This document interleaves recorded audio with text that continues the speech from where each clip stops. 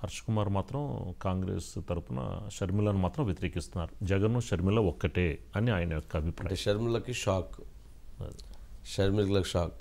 AP నేతలు తిరుగుబాటు అనాలా? తిరుగుబాటే ఉండాలి. ఇంకా అంటే హర్ష్ కుమార్ పార్టీలో సీనియర్ లీడర్ కదా, అంటే హర్ష్ కుమార్ వెనక ఎవరున్నారన్నది ముఖ్యం. కాంగ్రెస్ పార్టీలో హర్ష్ కుమార్ వెనక ఎవరుండి ఇవన్నీ మాట్లాడిస్తున్నారు, లేదా హర్ష్ కుమార్ తన ఒపీనియనే చెప్తున్నాడా? ఎందుకనంటే షర్మిల రావటం వలన కాంగ్రెస్ పార్టీకి బలం అవుతుంది, కానీ షర్మిల వేగం కాంగ్రెస్ పార్టీలో ఎంతమందిని దెబ్బతీస్తుంది. కానీ కాంగ్రెస్ పార్టీ రేపు భవిష్యత్తులో అంటే ఇక్కడ గనక జగను షర్మిల గనక ఒకటే అయితే రాబోయే రోజుల్లో ఒకటే రకంగా కానీ ఆలోచనలు చేసి కనుక వాళ్ళిద్దరు కలిసి నడిస్తే అది కాంగ్రెస్ పార్టీలో ఉన్న వాళ్ళకి నష్టమే, అది ఇటు టీడీపీ జనసేనలకి నష్టమే. అంటే వ్యూహం ప్రకారంగా అది వైసీపీకి ప్లస్ అవుతుంది. వైసీపీకి ప్లస్ చేయటం కోసమే తను అడుగులు వేస్తే అదొక ప్లాన్ అయి ఉండొచ్చు. అయితే అంటే రాజకీయాల్లో ఇది కరెక్ట్, ఇది రాంగు, ఇది జరిగిద్ది, ఇది జరగదని ఏమీ చెప్పలేం. కానీ ఇంతవరకు తనకేమి ఇంకా బాధ్యతలను డిస్కస్ చేస్తున్నట్టున్నారు. 1-2 రోజుల్లో అది ఫైనల్ అవుతుంది అనుకుంటా.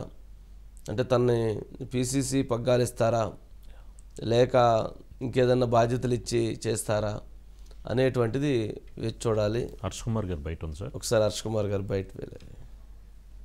ఒక రాష్ట్రంలో ఇంకో రాష్ట్రంలో ఎలా చెల్లుతుంది? ఈ రాష్ట్రంలో కాంగ్రెస్ పార్టీని బతికించే నాయకులే లేరా? నేను రాజన్న బిడ్డని, నేను హైదరాబాద్లో పుట్టాను, హైదరాబాద్లో చదువుకున్నాను, హైదరాబాద్లో గొబ్బొమ్మలాడాను, రాజన్న రాజ్యాన్ని స్థాపిస్తాను అని ఎన్నికల్లో పోటీ చేయలేని పరిస్థితిని ఎదుర్కొన్నాను. తెలంగాణ బిడ్డ అన్న ఆమెని తీసుకొచ్చి ఆంధ్రాలో నాయకత్వ బాధ్యతలు ఆమెకు చేపడితే ఇవన్నీ కూడా బూడిదలో పోసిన పన్నీరు కింద అయిపోతాయి తప్పితే ప్రజలు మీ యొక్క నిజాయితీని గుర్తించరు. అన్నా చెల్లెళ్ళ మధ్య కొన్ని సమస్యలు ఉన్నప్పుడు సామరస్య ధోరణి లేకపోయి ఉన్నట్లయితే పెళ్లి కార్డు ఇవ్వడానికి అరగంట సమయం పడుతుందా?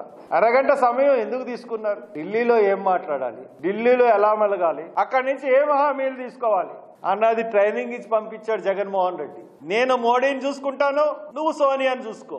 పొద్దున్న ఏ గవర్నమెంట్ వచ్చినా మనం సేఫ్ గా ఉండాలన్న ఒక ఉద్దేశం తప్పితే ఇంకో ఉద్దేశం నాకు కనపడలేదు. కొత్త పాయింట్ ఒకటి తీసుకొచ్చారని అంటే ఆయన చెప్పిన దాంట్లో కూడా వాస్తవం ఉందేమో, ఆయన అభిప్రాయం అది. ఆయన అది నమ్మితేనే కదా మాట్లాడింది. యాక్చువల్గా ఇప్పుడు జరుగుతుంది అదే కదా. కానీ ఇందుట్లో వాళ్ళిద్దరి మధ్య కనుక ఓన్లీ రాజకీయపరమైనటువంటి ఆధిపత్యం, తనకి ఎంపీ సీట్ ఇచ్చినట్టయితే ఇంత గొడవ ఉండేది కాదు. తనకి ఇప్పుడు ఇక్కడ రాజకీయంగా నువ్వు అక్కడ ఎదగటాన్ని నేను సహకరిస్తాను, ఇక్కడ నువ్వు నాకు సహకరించుకోనుకుంటే ఏముండదు, అయిపోయింది. మ్యాచ్ ఫిక్సింగ్ అయిపోతే ఏముంటుంది మ్యాచ్లో. సరే అజిత్ గారు, మొత్తం ఇక్కడ కూడా కాంగ్రెస్ పార్టీలోకి జయసుధా ఇట్లా వీళ్ళు కూడా వస్తూ ఉన్నారు తెలంగాణలో. లేదు, తెలంగాణలో కాంగ్రెస్ పార్టీ గెలిచిన తర్వాత దాని ప్రభావం ఆంధ్రప్రదేశ్ మీద పడింది. షర్మిల కంటే కూడా ఆంధ్రప్రదేశ్లో ఇక్కడ కాంగ్రెస్ పార్టీ గెలవటం, ముఖ్యమంత్రిగా రేవంత్ రెడ్డి బాధ్యతలు తీసుకోవడంతో అది కాంగ్రెస్ పార్టీకి ఏపీలో కూడా కొంత అడ్వాంటేజ్గా మారింది. షర్మిల రావటం వల్ల జరిగేటువంటి అడ్వాంటేజ్ ఇప్పటి వరకు, కాకపోతే ఒక లీడర్షిప్ అంటే తన వేగం, తన స్పీడు అది ఏ రకంగా ఉంటుంది. ఇప్పుడు తెలంగాణలో ఉన్నట్లుగా ఉంటే అది మరి నష్టమే. తను అలా కాకుండా కొంత సంయమనంతో, కొంత ఓర్పుతో, ఓపికతో, రాజకీయ వ్యూహాలతో, ఆవేశపూరితం లేనటువంటి మాటలతో ఉంటే కొంత బాగుంటుంది. కానీ ఆవేశంగా తను నిర్ణయాలు తీసుకొని దూకుడుగా వ్యవహరిస్తే అక్కడ కూడా మరోసారి ఇబ్బంది పడేటువంటి పరిస్థితి వస్తుంది. కానీ షర్మిల బలం కంటే కూడా తెలంగాణలో బలం గెలవటం, రేవంత్ రెడ్డి ముఖ్యమంత్రి కావటం, ఈ రెండు బలాలు ఆంధ్రప్రదేశ్కి ఎక్కువ అడ్వాంటేజ్ అయినటువంటి. ఇప్పుడు కర్ణాటక గెలిచింది, కర్ణాటక గెలిస్తే తెలంగాణలో స్పీడ్ పెరిగింది. ఇప్పుడు ఇక్కడ పెరిగింది కాబట్టి కొంచెం అక్కడ పిక్ అయింది. ఇది ఆల్రెడీ కూడా లాస్ట్ టైం లగడపాటి కూడా మాట్లాడుతూ హర్ష్ కుమార్ పోటీ చేస్తే నేను తప్పకుండా సపోర్ట్ ఇస్తాను అని చెప్పాను అన్నాడు.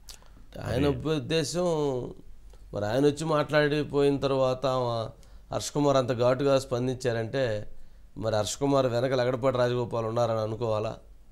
నా తెలిసి లగడపాటి రాజగోపాల్ ఉండరు. ఆయన పార్టీ స్టాండ్ కాంగ్రెస్ పార్టీ, ఆయన లేడు, అక్కడి నుంచి బయటకు వచ్చాడు. బట్ ఏదైనా కానీ ఇప్పుడు ఆయన చెప్పింది నేను మోడీని చూసుకుంటానని జగను, నువ్వు సోనియాని చూసుకోవాలంటే రేపు భవిష్యత్తులో ఏ పార్టీ సెంటర్లో వచ్చినా కానీ ఇబ్బంది లేకుండా చేసుకోవాలన్న ఆలోచనతో కూడా అడుగులు వేశారా అన్న విధంగా కూడా ఆలోచనలు ఉండొచ్చాము. అజిత్ గారు వచ్చారు. అజిత్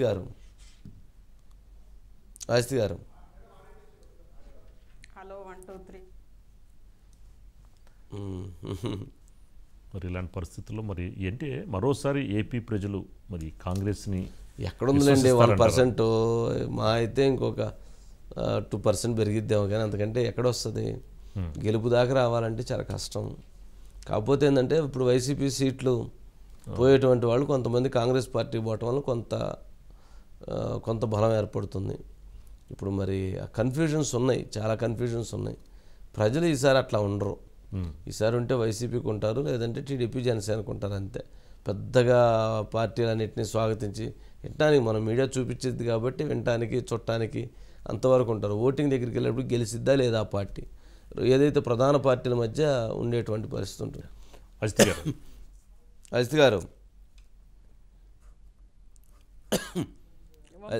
నేను మొత్తానికి షర్మిల పైన జగన్మోహన్ రెడ్డి గారి పైన హర్ష్ కుమార్ వ్యాఖ్యలు చాలా ఆశ్చర్యకరంగాను వివాదాస్పదంగాను ఉన్నాయి. ఏంటి అసలు?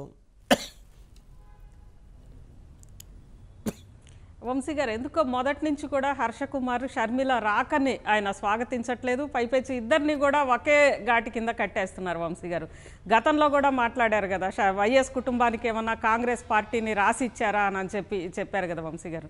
అంటే దీనికి ప్రధాన కారణం అంటే వైఎస్ అధికారంలో ఉన్నప్పటి నుంచి కూడా హర్ష కుమార్ మొదట కొంతవరకు వైఎస్కి కొంత లాయల్గానో లేదంటే వైఎస్ వర్గంలోనో ఉన్నప్పటికి కూడా ఎంపీగా హర్ష కుమార్ ఆ తర్వాత ఎందుకు అనేక కారణాల వల్ల దూరం అయ్యారు వంశీ గారు. ఒకటి మనందరికి కూడా గుర్తుంటుంది, యానాం ఇన్సిడెంట్ దగ్గర నుంచి అన్నీ కూడా. తర్వాత రాను ఆంధ్రప్రదేశ్లోనే వైఎస్ ఉన్నప్పుడే హర్ష కుమార్ ఒక రెబల్ ఎంపీగా ఆ రోజు ఆయన ఉన్నారు. అక్కడి నుంచి కూడా మొదటి నుంచి వైఎస్ జగన్ రాకని కానీ వైఎస్ జగన్ తీరును కానీ మొదటి నుంచి హర్ష కుమార్ వ్యతిరేకిస్తూనే ఉన్నాడు. మధ్యలో కొంత సయోధ్య కుదిరేందుకు ప్రయత్నించినా కానీ మొదటి నుంచి కూడా వ్యతిరేకిస్తున్నారు వంశీ గారు. ముఖ్యంగా అంటే ఒక కుటుంబానికి ఆంధ్రప్రదేశ్ కాంగ్రెస్ పార్టీని రాసివ్వడం ఏంటి అని అనేది ప్రశ్నించడము, అదేవిధంగా ముఖ్యంగా అన్నా చెల్లెళ్ళు ఇద్దరూ ఒకటే అని అనేది హర్ష కుమార్ భావన వంశీ గారు. అంటే దీని వెనక వైఎస్ జగన్ గేమ్ ఉంది అని అనేది హర్ష కుమార్ బలంగా నమ్ముతున్నాడు. అదేవిధంగా అన్నిటినీ మించి ఆంధ్రప్రదేశ్ పిసిసి పగ్గాలు హర్ష కుమార్ ఆశిస్తున్నారు వంశీ గారు. దాంతో ఈరోజు హర్ష కుమార్ అలా మాట్లాడడం వెనక ఇదే కారణము. అదేవిధంగా వైఎస్ షర్మిల రాక అనేది గతంలో జగన్ రాక కాంగ్రెస్ పార్టీకి ఎలా నష్టం చేసిందో వైఎస్ షర్మిల రాకకి ఎప్పటికి కూడా కాంగ్రెస్ పార్టీ అనేది ఆంధ్రప్రదేశ్లో ఉండకుండా చేస్తుందేమో అన్న భావనలో కూడా ఆయన మాట్లాడారు వంశీ గారు. దీని వెనక చాలా అర్థాలు ఉన్నాయి. అయితే దీన్ని చాలా లోతుగానే అధ్యయనం చేయాలి.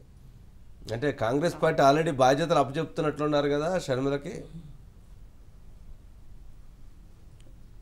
ఎస్ వంశీ గారు, ఎందుకంటే గతంలో వైఎస్ జగన్ ఇష్యూ వీటన్నిటి తర్వాత కూడా కాంగ్రెస్ పార్టీ ఆ రోజు మనందరికి కూడా తెలుసు కదా వంశీ గారు, ఢిల్లీ వర్సెస్ కడప లేదంటే జగన్ వర్సెస్ సోనియా లేదా విజయమ్మ వర్సెస్ సోనియా అన్న రేంజ్లోకి వెళ్ళిన ఆ వైరవన్ అనేది ఈరోజు మొత్తానికి షర్మిలని నిన్న రేవంత్ రెడ్డి కూడా చెప్పారు కదా వంశీ గారు. రేవంత్ రెడ్డి గారు కూడా గాంధీ కుటుంబ సభ్యులే, గాంధీ కుటుంబమే స్వయంగా షర్మిలకి కండువా కప్పి ఆహ్వానించారు అని.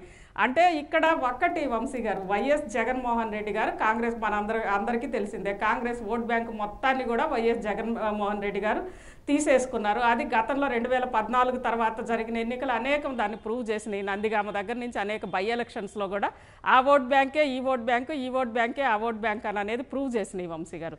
ఆ నేపథ్యంలో సేమ్ గేమ్, ఒక రకంగా మనం రిటర్న్ గిఫ్ట్ అనాలి, సేమ్ గేమ్ ఆడడం కోసం కాంగ్రెస్ అధిష్టానం షర్మిలను తీసుకొచ్చింది. అదేవిధంగా షర్మిలకి ఇప్పుడు అన్నతో ఉన్న విభేదాలు, దాంతోపాటు ఆ రోజు వైఎస్ఆర్ కాంగ్రెస్ పార్టీ పెట్టడంలో కానీ ఆ మొత్తంలో కూడా షర్మిల పాత్ర కూడా ఉంది. కాబట్టి నాది వైఎస్ ఆ బ్రాండ్ అనే దానికి నేను లీడర్ని, అంటే ఒక రకంగా YS బ్రాండ్కి leader Sharmila, జగన్న.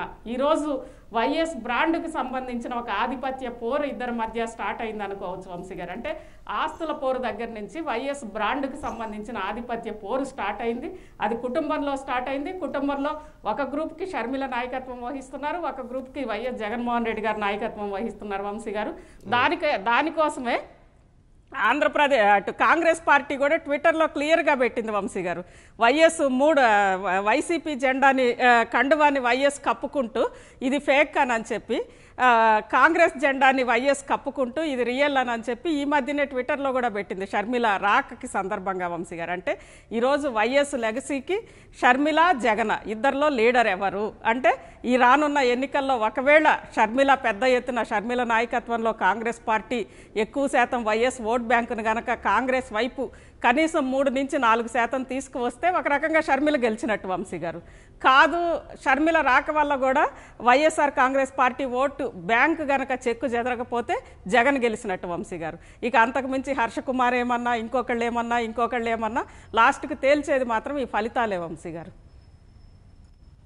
Right, thank you.